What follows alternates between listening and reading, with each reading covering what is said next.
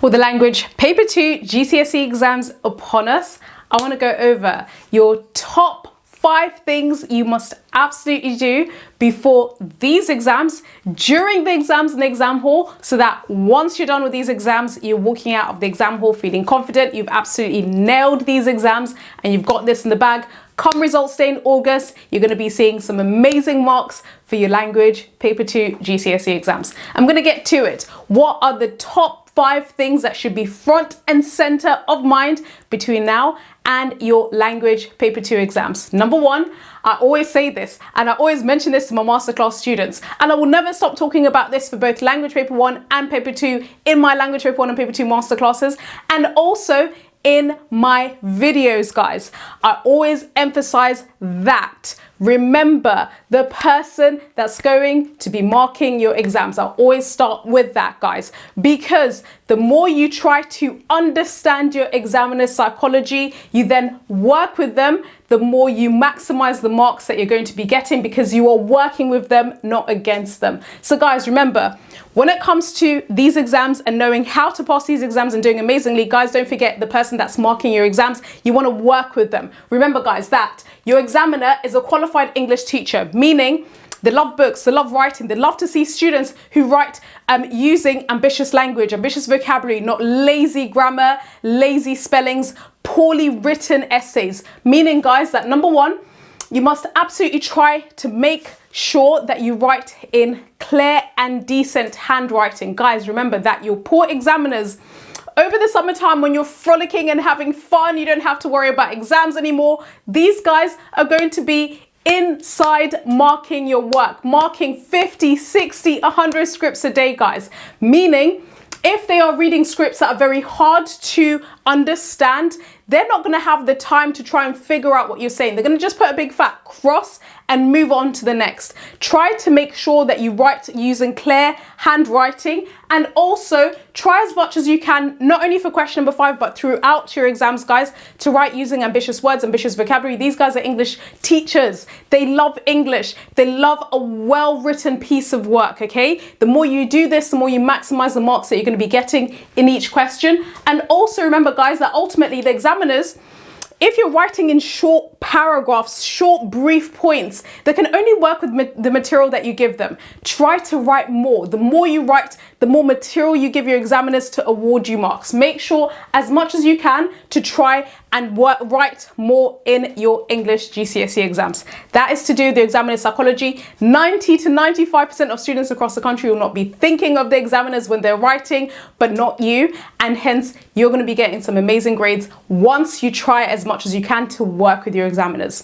Now, number 2, when it comes to your language paper 1 exams, guys, don't obviously forget to manage your timings. Be absolutely strict and absolutely ruthless as you're working through this exam, which is 1 hour 45 minutes. What that means is, guys, you need to spend 5 minutes on question 1, 10 minutes on question 2, 13 minutes on question 3, 17 minutes on question number 4, and then 50 minutes on question number 5. And make sure at the very least, you absolutely must answer question 4 and question 5 as they carry the most marks. Now, number 3, you must absolutely, especially for question 2 and question 4, master the skill of comparative writing. Guys, remember, and I keep on saying this, I always say this in every single language paper 2 masterclass that I do with my students every Sunday at 5 p.m.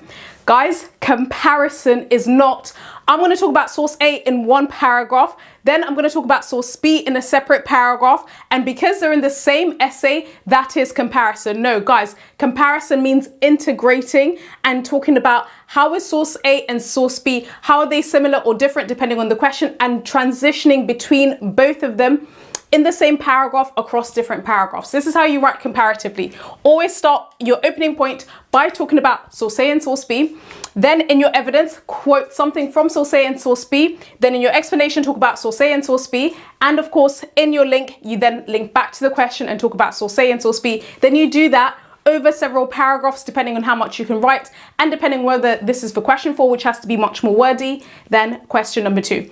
Now, number 4, for this part of your exams, make sure, because there's a huge comparison aspect in section A, and obviously question number 2 and question 4, if you're asked to write about similarities between sources or difference, also have good comparative vocabulary. If you're asked to write similarities, use words like similarly, likewise, equally. However, if you're asked to talk about differences, use language like however, nonetheless, on the other hand, nevertheless, all of that.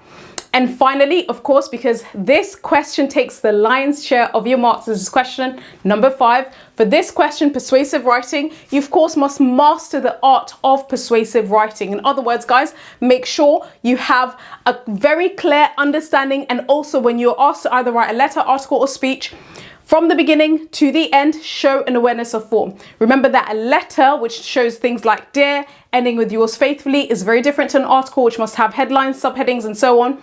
And of course, this is very different to a speech. Again, if you are hazy on form, just watch my other video where I go over literally how to lay out a letter, article, or speech, and the perfect letter and article and speech for question 5 in paper 2. Of course, guys, also with this question, you must also use persuasive techniques.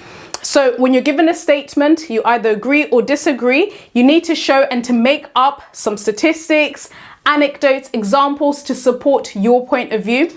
Equally, you must also bring what you're writing to life by using things like direct address, pronouns like you, pronouns like we, things like rhetorical questions, alliteration, maybe a nice bit of simile or even onomatopoeia, all of this stuff that brings your writing to life, stuff like repetition, all of this needs to also be integrated into your persuasive writing. But also, guys, don't forget that persuasive writing should never read like a standard essay. Your persuasive writing should be different in the way it reads from how you've written your question 2, 3, and 4 response. In other words, don't start your persuasive writing by saying, in this article I will, in this letter I will, in this speech I will. Writing using long sentences, not mixing up your long and short sentences, your rhetorical questions, and so on. Make sure you're still writing in a way that's both entertaining and also persuasive, because don't forget that you have a primary purpose in what you're writing, which is to inform your reader. But of course, remember that there's always a secondary purpose that you need to show an awareness of, which is to entertain your readers. This is also why you must never write in a way that you would for a standard essay. And that's really it when it comes to your language paper 2 upcoming GCSE exams. Best of luck with these exams, guys.